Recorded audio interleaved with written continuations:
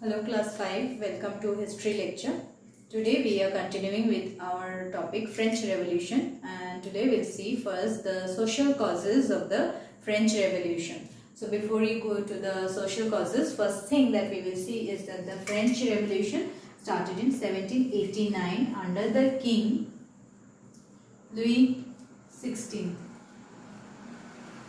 So Louis XVI was the king when the French Revolution broke out, and we see that in this period, as we have seen, is known as the Age of Revolution. This 18th century is known as the Age of Revolution because many revolutions have taken place. We have already seen about the American Revolution or the American War of Independence, and now we'll see the French Revolution or the French people's struggle to gain liberty, equality and fraternity. So, in the French Revolution, you have to remember this very well, these three things: liberty, equality and fraternity. Liberty means freedom, equality means all are equal, and fraternity means brotherhood. These were the main demands or the main cry of the French people, for which they started revolting. And we'll see that there are several causes for the outbreak of the French Revolution. The French society was suffering hugely due to the rule of Louis XVI. So first we will see today the social causes that actually led to the outbreak of the French Revolution. There are several causes: social, political, economic, religious, as well as the writing of the philosophers. These are different causes, but today we will see the social causes, and there we'll see that the common people also took part in this revolt, mainly because they demanded liberty, that is freedom, which the common people did not have. They demanded equality with all the other classes, and also we see they demanded fraternity or brotherhood.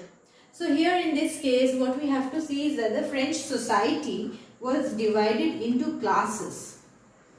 French society was the main reason. The French society was a class divided society. On the topmost position was the king, and below the king there was the clergy. Clergy was the church officials.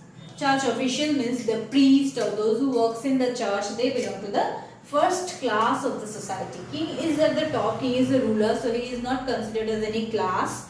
But we see that clergy belong to the first class of the society, the first estate. In French society, classes were called as estates. So French society was class divided society, and these classes were called estates.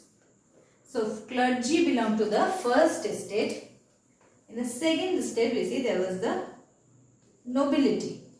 Nobility were the aristocracy or the aristocratic class of the French society. This class were the advisors of the king or the people who were working with the king, the people who were in the government. So nobility was the second class, and the lowest class belonged to all other, that is the common people. So this lowest class, we see they were given the least salary. Their income was very low, but they have to pay huge amount of taxes. Whatever they were earning, 70% of their earning they had to give as taxes. Whereas these two classes, the two upper class, the clergy and the nobility, they were enjoying all the privileges, all the facilities given by the states, but they were not giving any taxes. So this class, which was more in number, common people, means it included lawyers, teachers, doctors, businessmen and workers and farmers. All classes belong to this section, the third estate, that is the common people. So first estate were the clergy, who were enjoying all the privileges but not paying any tax. They were also involved in some bad or corrupt practices. Nobility were also king's men, and this class was also not paying any tax. And this class, the common people, they were the class who were paying the majority of taxes. So this class actually started the French Revolution. In this context, one thing you have to remember, the common people is this, they were known as the bourgeoisie. This term is very important for the French Revolution. You have to remember that is bourgeoisie. Bourgeoisie, the common people or the third estate people were known as bourgeoisie.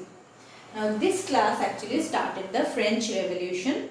Though we see bourgeoisie were mainly the business class, those who were doing the business. But in French society, the third estate, all the common people, the third estate were mainly known as bourgeoisie. Because in the third estate there were businessmen also, along with teachers, doctors and lawyers and workers and farmers, there was also businessmen. So we see that this class, the bourgeoisie class, was the main driving force behind the French Revolution.